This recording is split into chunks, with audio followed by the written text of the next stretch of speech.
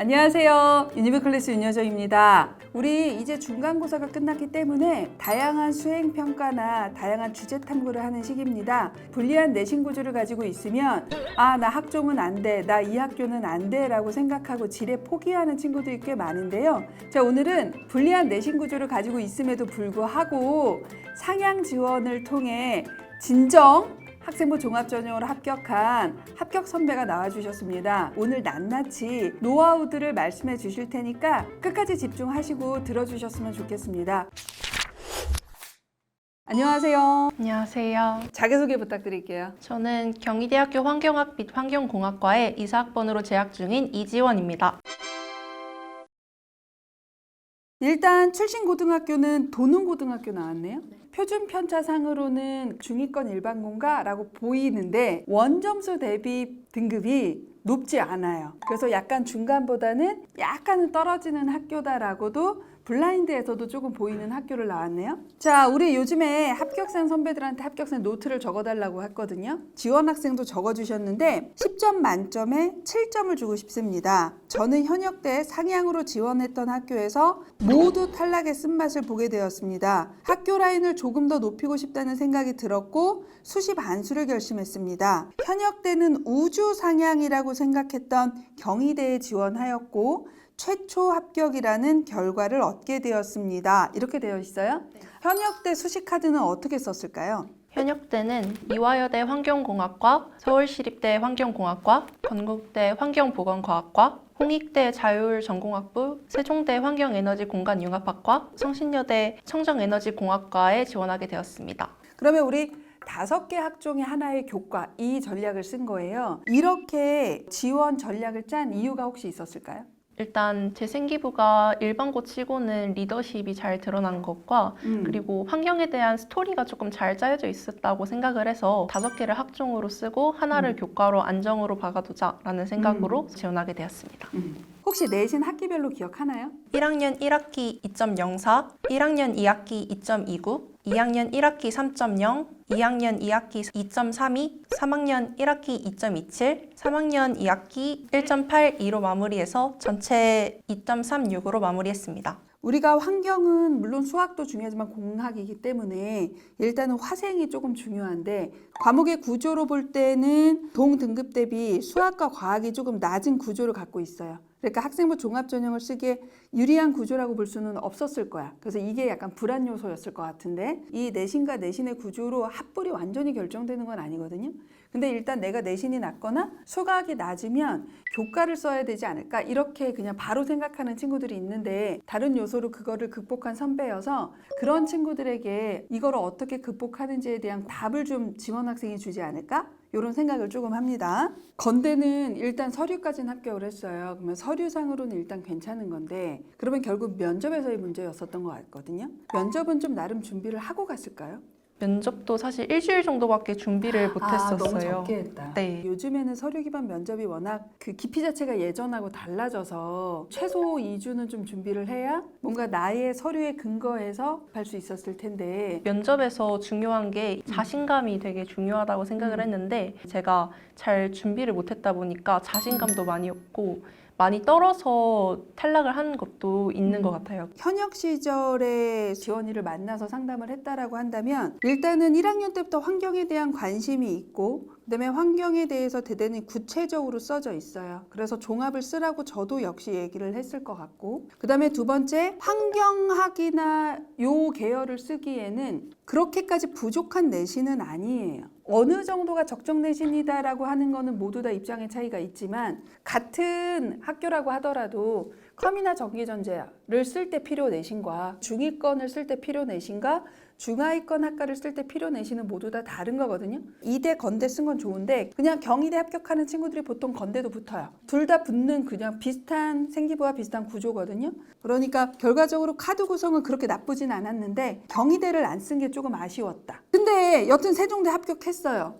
왜 반수를 결심을 했을까요? 그것도 더군다나 수시로. 입시에 대한 미련이 있었던 것 같아요. 그래서 학교 라인을 조금 더 높여보고자 6월부터 수시 반수를 결심하고 수능 공부를 시작했습니다. 그러면 이번 2, 4학년도 수시 카드는 어떻게 쓴 거예요? 경희대 환경공학과를 네오르네상스 전형으로 지원을 하였고 서울시립대 환경공학과, 건국대 환경보건과학과, 국민대학교 산림환경시스템학과를 지원하게 되었습니다. 결과는 어떻게 나왔을까요? 결과는 경희대만 최종 합격을 했고요. 나머지는 1차에서 다 불합을 했습니다. 여기서 일단은 제일 궁금한 게 왜 홍익대가 빠졌을까? 그리고 왜 4장밖에 안 썼지? 혹시 이유가 있을까요? 홍익대를 지원을 할 때는 수능 최저를 맞춰야 되기 때문에 제가 수능을 지원을 하러 갔었어요. 근데 수학은 조금 많이 까먹기도 했고 자신이 없어서 그냥 수학을 포기를 하고 나머지를 잘 보자라는 생각으로 애초에 신청을 안 했어요.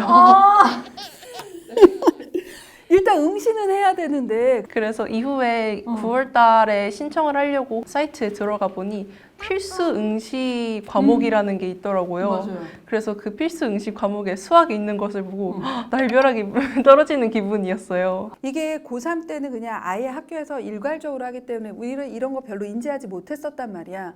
근데 이제 재수를 하면 내가 지원을 하고 응시를 해야 되니까 나 어차피 안 볼 건데 이거 굳이 신청할 필요 있나? 이런 식으로 생각하는 경우를 저도 아주 가끔 보는데 요 근래는 본 적 없거든요. 자, 우리 수시반수 하시는 분들 지원 선배 얘기 잘 들으시고 꼭 모집 요강 확인하십시다. 작년에 쓰지 않은 학교 중에 쓴 게 일단은 경희대예요. 경희대는 어떤 이유로 지원을 하게 됐는지.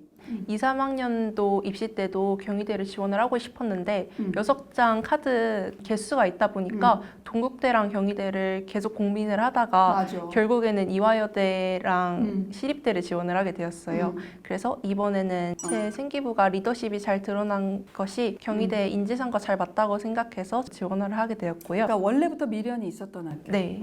한양대 같은 학교 지원해 볼만 할 텐데. 근데 과학 성적이랑 수학 성적이 제가 많이 못 미친다고 생각을 했기 때문에 위로 갈수록 성적을 많이 본다고 생각한 그런 좀 편견이 있었던 것 같아요. 그래서 그런 이유 때문에 경희대가 나의 우주상향이다라고 생각을 하고 지원을 하게 되었습니다. 아마도 작년에 선생님을 만나서 여기가 적정이야 라고 했으면 써봤을 텐데 어차피 카드도 남는데 그러니까 조금 아쉬운 거지. 자, 그러니까 결과적으로 보세요. 경희대 올해 썼어요? 건대 똑같이 썼죠. 2, 3학년도 건대, 2, 4학년도 경희대는 거의 비슷한 거예요. 근데 일단 2, 3학년대는 건대가 붙은 거고 2, 4학년대는 건대는 떨어지고 경희대가 붙은 거예요. 그러니까 우리가 적정 라인이라고 쓰는 학교들은 이런 식으로 나타날 수 있다. 지원자 풀에 따라서 적정에서 어디는 불합하고 어디는 합격할 수 있거든요. 그래서 이 적정 라인을 잘 잡고 면접 준비라는 게 매우 중요하다는 걸 2년 동안에 수시로 확인을 한 거죠. 자, 그러면 이제 마지막 3번째. 실질적으로 지원 학생이 합격을 할 수 있었던 비결은 생기부에 있어요. 더군다나 스스로는 내신이 낮다라고 생각을 하고 있었단 말이죠. 그러면 당연히 이러한 나의 불리한 내신을 생기부로 어떻게 극복을 해야지 라는 전략이 조금 있었을 것 같거든요. 일단 첫 번째로는 불리한 내신 과목에서도 제가 이 과목에 소홀하지 않았던 것을 보여주기 위해서 제 관심사인 환경과 개념을 좀 연결해 보려고 하였고요. 적극적인 학습 태도를 어필하려고 했습니다. 약간 호억했었던 게 국어에서 그거였거든. 썩은? 보통의 문학적 개념으로는 부정적으로 쓰이는데 이거를 환경하고 연결돼서 우리 환경에서는 썩은이 나쁜 개념이 아니야 라고 한 거 되게 개성 있었거든요. 혹시 이런 것도 그런 맥락으로 나온 걸까요? 네, 맞아요.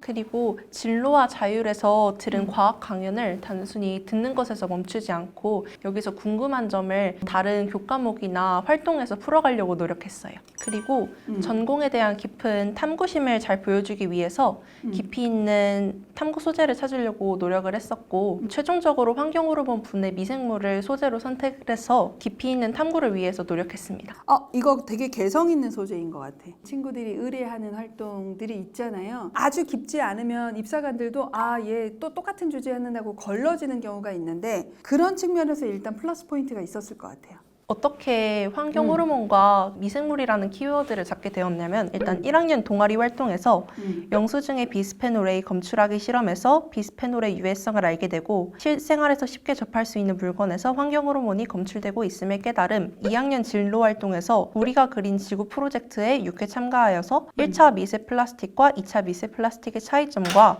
일상생활에서 사용하는 화학 제품 속 유해 물질에 대해서 알게 됨. 이 활동에서 미세 플라스틱과 환경 호르몬 호르몬의 연결과 심각성을 알게 되었습니다. 이 1, 2학년의 탐구를 통해서 가지게 된 관심과 개념을 이후 3학년 동아리 활동에서 좀 더 발전시켜 보고자 환경 호르몬 분해 미생물에 대한 뉴스를 접한 다음에 환경 호르몬을 생물학적으로 분해하는 방법을 찾아보고 보고서를 작성하는 방식으로 진행했습니다. 3학년 동아리 활동은 매우 좋아요. 그러니까 과정이 매우 잘 드러나 있거든요. 일단 먼저 대한 내분비학 단체의 자료를 참고해 환경 호르몬의 분자 생물학적 작용을 조사했고 프탈레이드 분해 담소 미생물인 노보스핑고비움 플루비에 관심을 보였으며 후속 탐구로 그것이 하천에 흔하게 발견된다라는 걸 알죠. 그리고 나서 이거를 직접 실험을 했더라고요. 이 노보스핑고비움 플루비라는 미생물을 제가 똥강 생물자연원에서 발표한 그런 자료를 통해서 접하게 되었는데요. 이 노보스핑고비움 속이 포함된 그 미생물들이 하천에서 흔하게 발견된다는 사실을 뉴스 기사를 통해서 알게 되었고 이것을 바탕으로 하천에서 실제로 이 미생물을 찾을 수 있나라는 주제로 시작을 했었어요. 하천에서 직접 물을 떠서 배양을 해서 검출을 해보려는 실험을 했었는데요. 이후에 미생물을 발견할 수는 있었는데 이 미생물이 실제로 노보스핑고비움 속인지는 알 수가 없었어요. 고등학교의 시설 같은 한계가 있어서 이후에 그래도 최선의 노력을 다해봐야 한다라고 생각을 해서 이 그람 염색이라는 그런 실험을 통해서 음성균인지 양성균인지를 구분해 보려고 하였고요. 그람 양성균이라는 사실을 확인하였습니다. 이 미생물이 노보스핑고비움 속은 아니다라고 결론을 지었는데요. 이후에 좀 더 발전시키기 위해서 이 미생물이 어떻게 하천 수질 관리에 이롭게 될 수 있을까라는 생각으로 EM이라는 유용 미생물을 활용한 환경 수질 개선 활동을 알아보고 그것을 좀 제안하는 식으로 보고서를 작성했습니다. 그렇죠. 이 활동 안에 엄청나게 많은 것들이 있는 거예요. 그러니까 일단 자료 조사를 했고 그다음에 직접 실험을 했고 학교의 실험 환경상 한계가 있자 염색 실험법을 통해서 조금 더 한 번 더 해보고 그 다음에 그걸로 일단 음성인지 양성인지까지만 확인할 수밖에 없으니까 이걸 갖고 미생물을 조금 더 확장해서 했다. 그러니까 4개의 활동이 하나로 들어가는 거죠. 내가 할 수 있는 환경 안에서 최선을 다했다는 것과 그 다음에 두 번째는 매우 참신한 주제를 잘 선정해서 나의 키워드를 잡았다는 측면이 매우 합격에 중요한 포인트였었던 것 같고요. 자, 우리 마무리하기 전에 간단하게 스피드 퀴즈 한번 진행해 보려고 합니다. 우리 유니브 클래스 네이버 카페에 몇 가지 질문들이 있는데 그걸 좀 추려봤습니다. 1분 안에 5개의 질문에 답을 해주시면 지원 학생과 댓글을 달아주신 몇몇 분을 선정해서 기프티콘을 보내드리려고 합니다. 준비되셨습니까? 네. 시작하겠습니다. 1. 고1 수행평가 물리 쪽으로 과학탐구 실험하려고 하는데 어떤 주제가 좋을까요? 그 핸드폰이나 컴퓨터에서 생체 인식을 하는데 파동이라는 성질이 활용되는데요. 그 파동의 성질을 알아보면 좋겠습니다. 2. 생명 관련 탐구 주제 어떤 게 좋을까요? 직접 체열을 해서 적혈구를 관찰해보는 실험을 하는 게 어떨까 싶습니다. 미생물도 괜찮습니다. 네, 3. 1학년 생기부와 주제 연결시키려고 하는데 도서 논문 이외에 다른 방법은 없을까요? 건국대에서 학생부 종합 가이드를 해주는데 면접 예시 질문이 있어요. 그 면접 예시 질문에서 소재를 뽑는 것도 괜찮은 것 같습니다. 4. 진로가 미정인데 생기부 작성 로드맵 어떻게 짜야 될까요? 1학년 때는 최대한 다양한 활동을 해보시고 그다음에 2학년 때 이과나 문과 루트가 정해지니까 그 루트에 맞춰서 관심 있는 과목에서 좀 더 깊이 파고드는 게 좋겠습니다. 주요 대학 추천 도서 꼭 읽어야 할까요? 아니요. 주요대학 추천도서는 주요대학 추천도서 어떡해. 마지막 것만 하면 되는데. 실패! 아니요라고 답했으니까. 아니요, 끝냈으면 됐는데. 아니요. 끝났어요. 주요 대학 추천 도서 꼭 읽어야 할 거예요. 아니요였어요. 근데 부가적인 답변을 하다가 시간이 초과됐는데 그 부가적인 답변이 뭐였습니까? 사실 대학에서 추천하는 도서는 읽으면 좋은 것이지 무조건적으로 읽어야지 우리 학교에 지원할 수 있다 이런 것은 아니기 때문에 자기 분야에 맞는 그런 깊이 있는 도서를 활용해서 생기부를 좀 더 작성해 보는 게 좋을 것 같습니다. 추천 도서를 읽고 안 읽고가 중요한 게 아니라 이 아이가 이러한 과정에서 이 책을 이렇게 활용을 했구나가 보여지면 매우 좋은 건데 나 이거 추천 도서라서 읽어서 이게 너무 뻔하게 보이는 생기부가 있거든요. 그렇게 될 경우에는 의미가 없다. 이제 후배들에게 좀 마지막 해주고 싶은 말씀 혹시 있을까요?